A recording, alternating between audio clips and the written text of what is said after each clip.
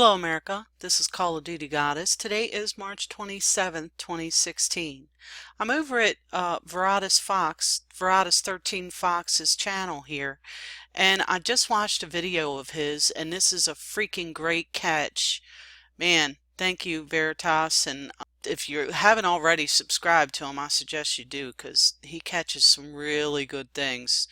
I've just in the last couple of days seen a couple amazing videos of his, and you might want to subscribe and go check him out, especially about the Oregon standoff. Anyway, he talks about an Oregonian article in his video, and I'm just going to head on over there, and I'll leave the link for Veritas's YouTube, but I'm going to head on over there to this article and talk about it myself. The article is from the Oregonian, titled Oregon Standoff, Occupiers and Sympathizers Revealed. And she ain't joking either. It's by Lynn Palumbo on March 26th.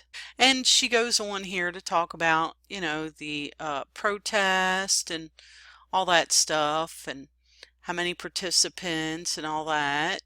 But then it gets a little frightening here. And let me read it to you.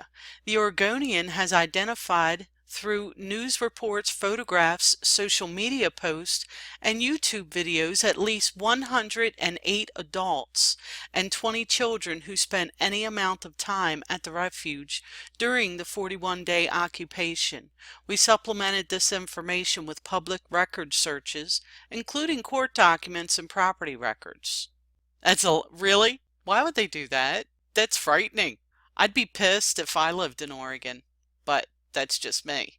This list is current as of March 25th, 2016. The people on the list represent a range of viewpoints on the occupation and the federal government. They include both leaders of the occupation and sympathizers, like the rancher from Baker County who brought his family down so his 9-year-old daughter could see the event for herself, or a Burns resident who said he met with the leaders at the refuge to make a more informed assessment of what was happening. New indictments filed as recently as March 22nd have brought the number of people charged in the occupation to 27. Prosecutors have not indicated whether they will name more defendants. I guess they're going to check with you first. Huh. Lynn. Oh my goodness, this is crazy. What we know about the people at the refuge. Statistics include only the adults. Well, thanks, Lynn. You can tell. Oh, I'm not even going to go there. Home state. Visitors came from 24 states. Oregon had the largest representation with 30 people, 28%. Idaho followed with 13 people, 12%. Then Nevada, Washington, Arizona, and California. People came as far away as New Hampshire and Florida. Wow. If you would only just expose the crooked people in your government there. And, maybe you should investigate your boss, Lynn. That'd be a great start. I'll give you his name. Les Zates. Just saying. He shouldn't be too hard because he's not the brightest crayon in the box. Just saying. That's just between me and you, Lynn. Right? Okay. Women. 23%. Average age is 44. Employment. Among them were several ranchers, some retirees, a barber, a lawyer, a marketing director, a nurse, a property manager, a roofer, a truck driver, and a tree worker. Felons.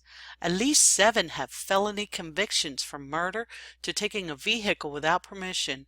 One of the arrested, Jason Patrick, has a pending felony charge of making terrorist threats in Georgia. Financial problems. Wow. Love that. Oh, Lynn. You were just awesome. Did you know that?